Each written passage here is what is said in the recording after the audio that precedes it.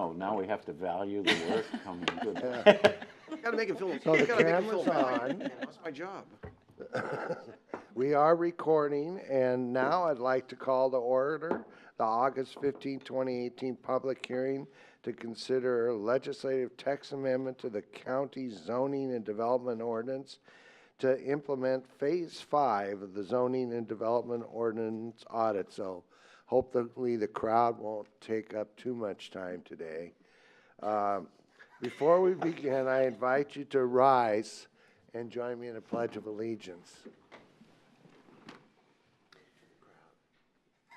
I pledge allegiance to the flag of the United States of America and to the republic for which it stands, one nation, under God, indivisible, with liberty and justice for all. Okay, today we will consider ZDO 268, which is a legislative text amendment to the Clackamas County Zoning and Development Ordinance that primarily addresses changes to certain special use sections and development standards. The hearing on ZDO 268 will proceed as following. I guess I have to read this even though there's no one here. You know, you don't have to read this. This is purely information for the crowd that is not here today. So Okay. if you want to skip straight to, well, probably the staff presentation from Jennifer, we can do that. Yeah, let's just go right to staff presentation. And today we have senior planner That's fine. Jennifer Hughes. Good morning. We are here today to consider a legislative text amendment to the Clackamas County Zoning and Development Ordinance, file number ZDO-268. Are we? Wait, What was that? if you. Oh, sorry. Yeah, Great. yeah. Okay. Just wait for the screen to come down here. There, it looks like it's down. The subject of ZDO 268 is Phase 5 of the county's ongoing audit of its zoning and development ordinance.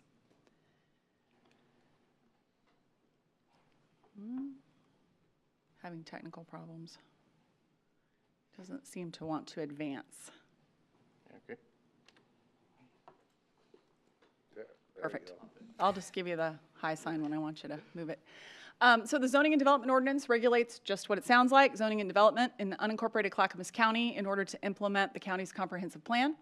The ZDO has been amended over 200 times since it was initially adopted in 1980. And as a result of that, as you can imagine, with that many amendments, we ended up with a document that was probably unnecessarily large with conflicts, with redundancies, and generally with just some, a lot of confusion really in terms of what some of the language said or how you found the regulations you were looking for.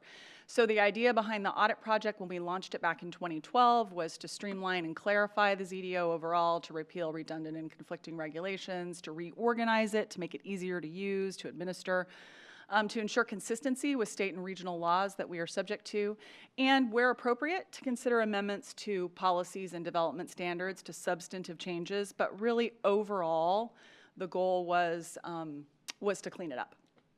So the audit schedule, initially this was envisioned as a 5-year project. We did suspend work for the most part for a 2-year period, kind of midway, because there were other pressing priorities that the county had that we needed to focus our staffing resources on. But we resumed in this past fiscal year, working diligently on finishing this project. So the plan now is to have it wrap up in 2019. So we are at that kind of highlighted one there, 2017, 2018. This is the last step, this hearing today, in the second phase of what was part of our most recent work program, focusing on special use requirements, exceptions, and development standards. Generally, an overview of Phase 5, we're proposing amendment to 60 sections of the Zoning and Development Ordinance, so it is, again, a lot of paper, but about half those sections roughly are really just conforming amendments where we change something one place and then have to go change a reference somewhere else. We are continuing to reorganize the code, continuing to consolidate uses that are permitted in one location so people can easily see what's allowed on a piece of property, continuing to look for places where we're inconsistent with state requirements that we must apply, and continuing to try really to streamline. That is a huge focus, trying to remove obsolete and redundant provisions so that we can just reduce the overall bulk of the document and make it so much easier for customers and for staff to administer. So special uses, as I mentioned, that was one of the main focuses of this phase of the audit. Special uses range, it's everything from daycare facilities to churches to schools to composting facilities to mining, all of these sort of specific uses where over the years the county has determined that there should be special regulations that apply just to those uses.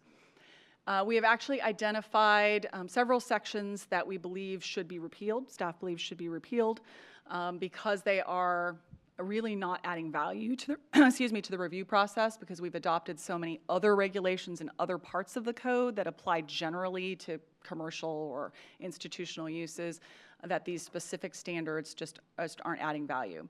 So we're recommending repeal of the specific sections for daycare facilities, hospitals, nursing homes, drive-in theaters, bus shelters, and hydroelectric facilities, all really because of redundancy. Except drive-in theaters, which just happens to be this relic section that actually is disconnected from the rest of the code. It doesn't apply anywhere, even though you could theoretically do a drive-in theater in some zones. The standards aren't linked, so it's just kind of a housekeeping matter to remove that. Kevin, the door's unlocked, right? Yes. I thought I heard somebody trying to get in, but.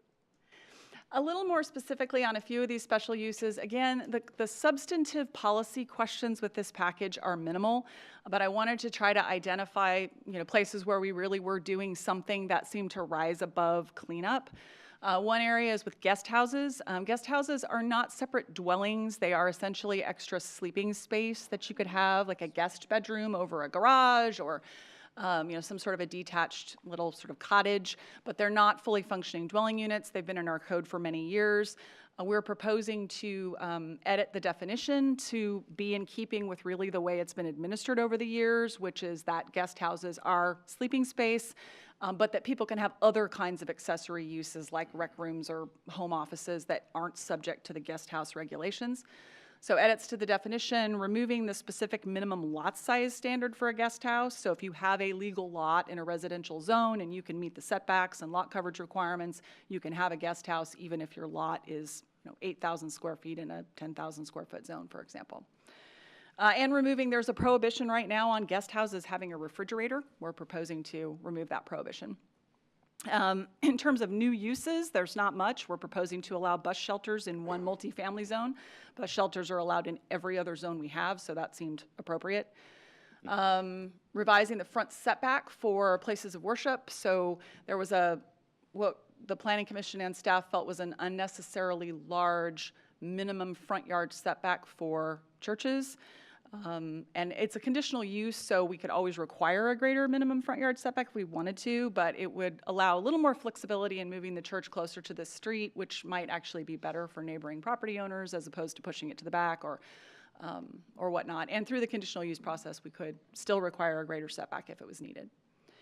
And finally, there were some special minimum lot sizes for some of these special uses that only applied in a couple of specific zoning districts, and I have no history in terms of why that was done, but for consistency, we're proposing to repeal those. Again, these are uses that go through a conditional use permit, meaning that lot size is always evaluated in the context of the proposal that they're making, and so we can ensure that the use fits on whatever lot they're proposing or deny the conditional use if it's not appropriate. I wanted to single out home occupations a bit because this was one area where the Planning Commission actually did have some testimony, and I'll explain that in a moment. But generally with regard to home businesses, several changes that are at least somewhat substantive.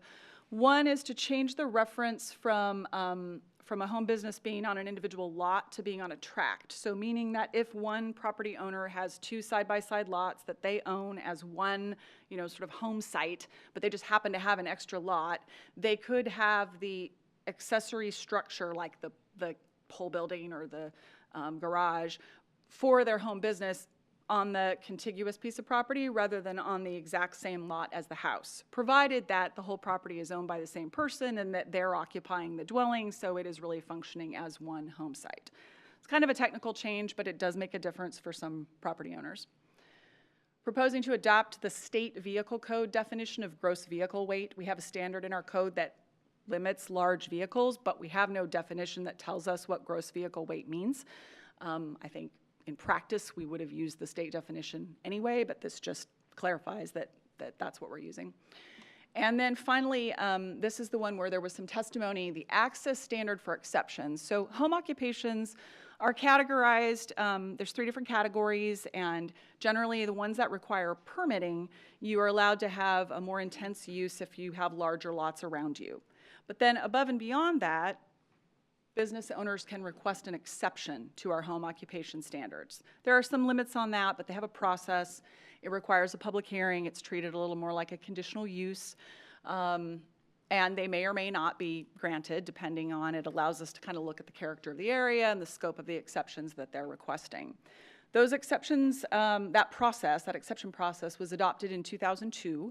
And at the time, there was a limitation placed on it that you could only request an exception, like the threshold test of whether you could have one was whether your property was accessing on a road that was above a local street. So it had to be a collector, an arterial, state highway.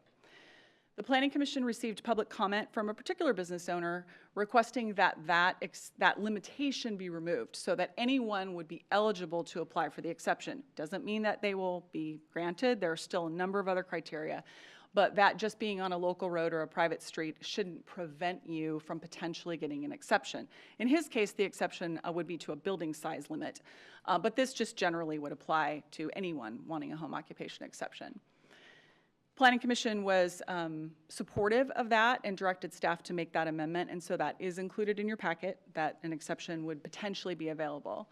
I do want to note that it doesn't change the fact that a home occupation on a private road where, it's not maintained by the county, it's not publicly open, other owners sharing that private road still have to consent to a home occupation. That's been in our code for years, and that would be true whether they asked for an exception or just a regular home occupation. That is not proposed to be changed. I have a question, just really Sure. quick. Is exception and variance interchangeable? No, not in the context of our code, although from a practical standpoint, I suppose there are similarities in the sense that you're asking for a variance to a standard. Variances in general in our code are only for dimensional standards. So if somebody's asking for, instead of a 20-foot setback, they want a 15-foot setback. Instead of a 35-foot building height, they want 50. Those would be processed through our variance process. This is something kind of above and beyond that. You can ask for exceptions to the number of employees potentially, or to the number of vehicle trips you're permitted to have per day. So it's a little more expansive in that sense, but it's only for home occupations.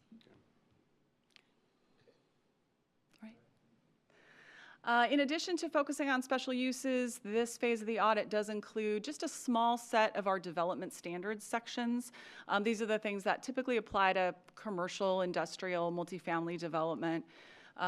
We've looked at our multi-use development section. That's really just proposed for housekeeping amendments.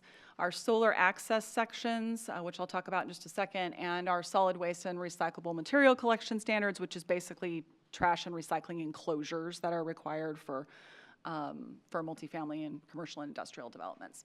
On the solar access, I did want to just spend a minute. So we have two sections of our code that deal with access to the sun. One being for new land divisions, so that lots where possible get laid out to maximize the potential for solar access, for those new home sites.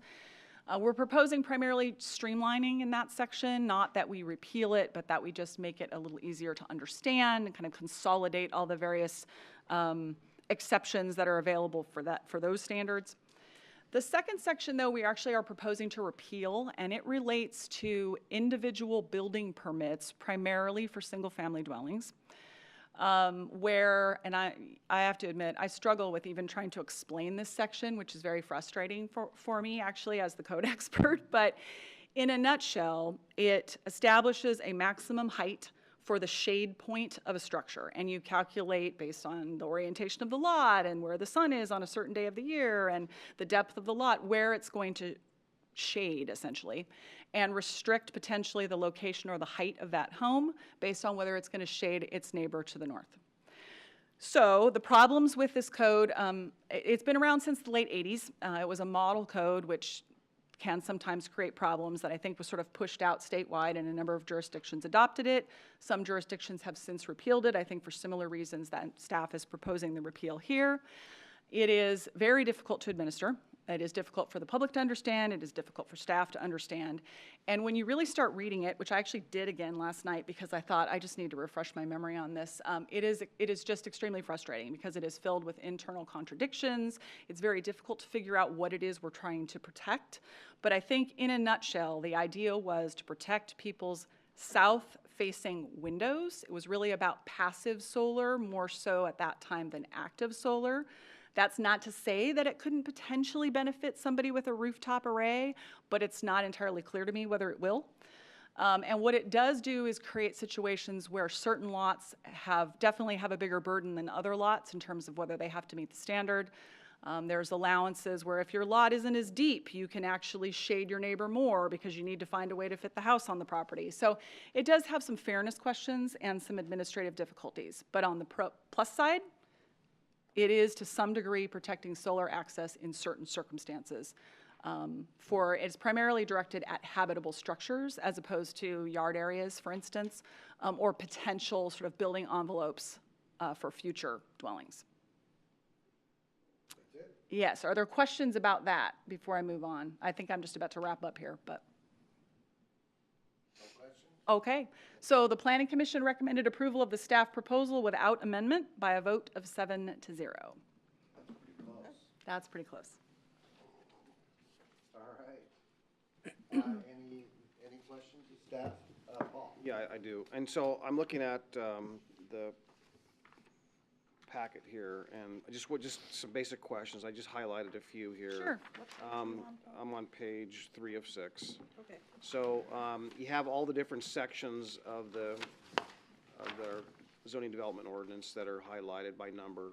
So question, the change to 813 as an example, which is recreational vehicle camping facilities. Correct. That is what's effectively happening there? In that section? All right, then I have to go to my little summary of that section so I can refresh my own memory about specifically what we're doing.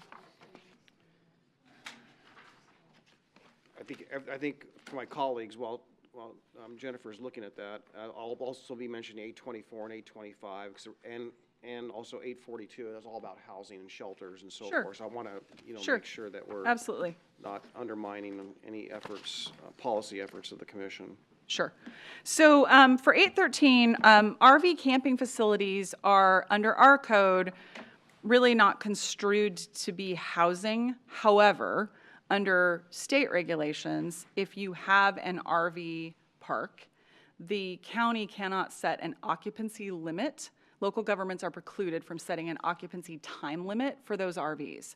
So there's nothing we're doing here that would change the fact that we're not, if somebody ends up using an RV as really a dwelling for 6 months or 8 months, the county is not in a position to regulate that one way or the other. So these provisions are really about the design of the park in the first place, if somebody comes in to do a new one, which typically are conditional use permits. And a lot of what we're doing here is either repealing certain regulations because they're covered by the building code. There's a building code for RV parks, and land use, we're precluded under state law from regulating differently than the building code in an area that they've already sort of occupied the field on. So we're removing any situations where we potentially have conflicts. Things like the width of the roadways, we can't regulate that through the zoning ordinance. So it's that. And it's removing a number of standards that are really covered elsewhere. So for instance, we already have a section on utilities that generally applies. We don't really need to talk about utility connections here so much. It's cleanup. So it's not going to change the ability of somebody to qualify for one of these if they otherwise could. And it certainly won't do anything regarding occupancy for housing. Okay, great. And 824 and 825? So 824 and 825 are becoming less restrictive, and again, for similar reasons that I just explained, which is that state law does limit us in terms of trying to regulate things that are regulated by the building code, and there is a mobile home park code, so we're removing things where we were arguably inconsistent with the building code and couldn't have applied the standard anyway. and removing some. There are limitations in terms of what we are allowed under state law to regulate in terms of the sort of aesthetics, the design of mobile homes. And so we have stripped this down to only what we are specifically authorized under state law to require in terms of mobile homes. So there are some allowances for regulating the size of them or how they look, but it's very narrow, and this just brings us into compliance with what we're permitted to do. Okay, 842?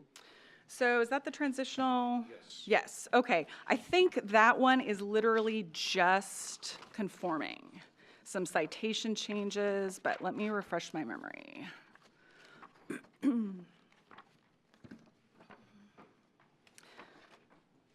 Should have this all indexed, but I don't. Yes, it is just, it's literally just sort of reformatting the section a little bit because we're trying to make all of the 800 series, all the sections sort of be in the same order. And, you know, changing terminology like yard depth to setback because that's what we're using, updating some citations where we've renumbered some other provisions. No substantive changes whatsoever to that one. And then one, I just checked for 904, which is a height exception. Does that go back to the solar access? That's different. Height exceptions relates to just generally if we have a height limit, which we do in some zones, there are certain things that are exempt from that height limit, just generally any height limit that you have. There's this laundry list of things that don't have to meet that. No substantive changes there. We're just changing literally, I think it's one word to sync up with a change in terminology. That's all I have. All right, Ken, you had 43 questions? I have no questions, sir. I had a pleasant conversation with staff about this in advance, so I am ready to go. Okay, so I would say now we're open for public, but there is no public, so I'm gonna skip that section. Well, We have to open the hearing and close it. go ahead and open it and close it. Yeah, thank you. Okay, I'll open the public hearing, ask if anyone would like to testify on this matter. Seeing none, I'll close the public hearing. And now, any further discussion? I'll entertain a motion then. Well, I will move to approve ZDO 268, which is ZDO Audit Phase 5. Second. Okay, so that's a little different than the motion you have in here. Well, I don't have that script, that's why I Okay, went so- by this. So if you withdraw your motion, I'll I'll make a motion. withdraw the motion if that will facilitate it. Move to approve ZDO 268 as recommended by the Planning Commission and staff. Second. Been moved and second that we approve ZDO 268 as recommended by Planning Commission and staff. Any further discussion? Hearing none. All those in favor, say aye. Aye. Opposed? Motion carries unanimously. So I just have to, now that the amendments have been approved, I'll direct staff to draft an ordinance reflecting today's decision and include it on the agenda for this board's adoption at a future business meeting. With that, I want to leave the mic on though after I say this. I'd like to, with that, we'll close the hearing on ZDO 268. So I have another issue. So we've been working on this a few years, and you've been doing a lot of this. I want you to think back and maybe look. There were some changes that were suggested at one point by staff and planning commission that never happened. And there weren't a lot. There may have been one or two. Can you maybe look back and try to identify those? Do you Not remember? today or today? No, not today or Yeah, anything, okay. just for Future. future consideration. Okay. so these would be changes that were brought up in a hearing like this? Yeah. That were, okay. Anything in particular you're thinking of, or just go back and review the tapes generally? I just have a general memory of one or two that either never moved forward that the planning commission approved and we didn't, or, well, anytime the planning commission approved these kind of hearings, it would come to us anyway, so. Yes. There's some that we probably didn't move forward, 4 years ago, the last leadership that we might want to reconsider. We can look at that. I'll note as well that some of the, and Jennifer, correct me if I'm wrong here, but sometimes we consolidated past requests into subsequent audits. Yes. So it could be the Yes. case that if there was a pending issue that was hanging out there, it was picked up in a later audit, but we'll certainly check.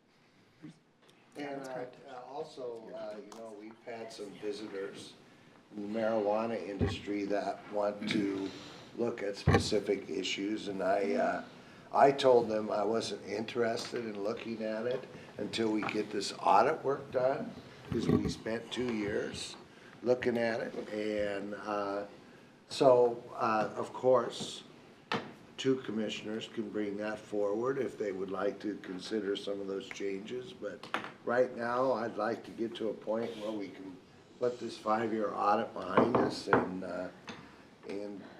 get back on track. Paul? Well, now that you broached that, I'll broach something a little bit similar to that, and that is that there is a long-standing request that annually we go through for, future considerations, and I'll bring up the McLaughlin area, some of the things that have been brought forth by the CPOs, and some of which were initiated by the county back in as late as '09, before I even got on the commission, McLaughlin area planning efforts, and we, the board's done some approval of segments of that, but we have not really acted from any of those things that have been on the books for a long time. So I would hope that because of the long-standing, years of work that have been done there, that take a little bit of precedent over the marijuana. I mean, as far as the sequencing, that I wouldn't want to get bumped off again. We've been bumped and bumped and bumped, and the marijuana thing has been a very painful effort. But and not to dismiss that entirely, that's not my point today, but I want to just hope that we have some standing in line, if you will, that'll be considered in advance of marijuana. So my understanding, in October, we open up the process for people to suggest things, and then it'll be brought to us for consideration on whatever's suggested, whether to put it in there or not. And so for the marijuana people, I mentioned that it's a public process. They're welcome to suggest that we put it on the plan. But I agree with you. There are many things that have been set aside, and I'm in no hurry to open up a county-wide process again on a specific marijuana request. And just to put a little, for anyone watching to know what that's about, obviously, lately, there's 2 big things that are going on in the McLaughlin area that were not necessarily desired by the community by any means.